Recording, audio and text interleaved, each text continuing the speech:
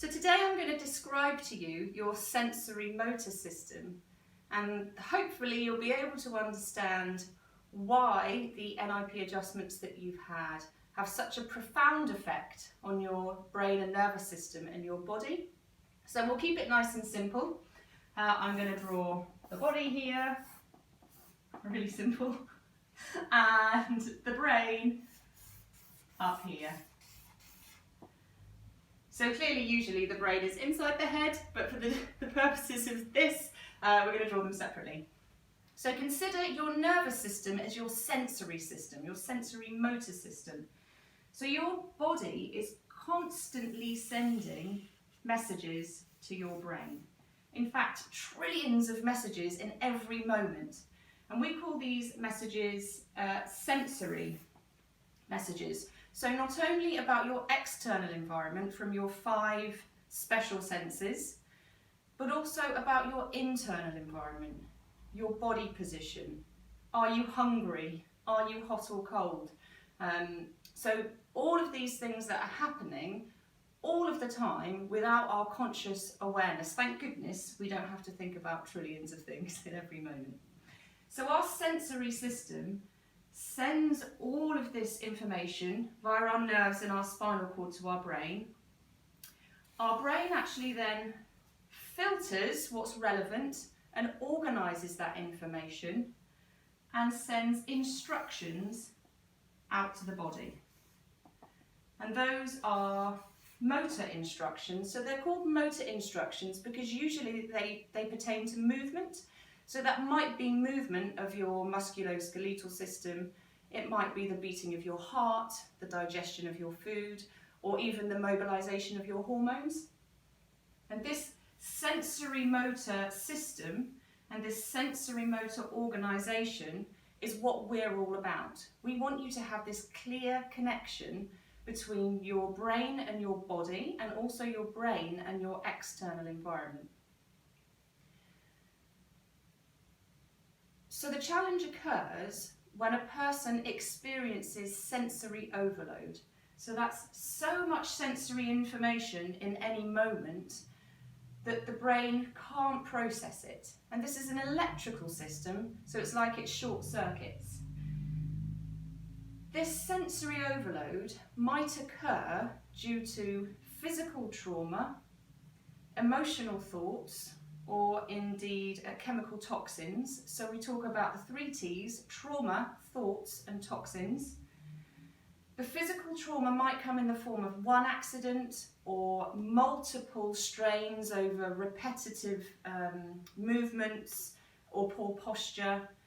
The emotional thoughts, again, that might come in one episode of a big life upset, or it might be something that you live with, low grade or high grade stress over time. And the toxin element of it might come again in one big hit, drinking loads of alcohol, taking a drug or medication that doesn't suit you, or having an allergic reaction, or it might be something that builds over time with toxins in the environment, toxins in products that you put on your skin, food additives, so that kind of thing affecting our nervous system as well. So when we have this short circuit, we get this sensory overload, disorganisation happens in the brain, and the motor output is then off.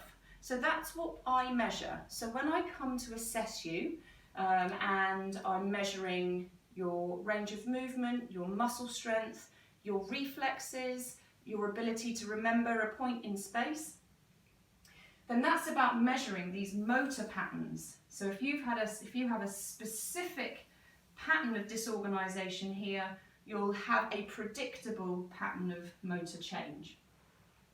So the intention with the adjustment is to have a very precise, beneficial sensory input, so that this can reorganise and you'll then have a normal output. So it's again creating that clear connection, clear and organised communication between your brain and your body, and your brain and your environment.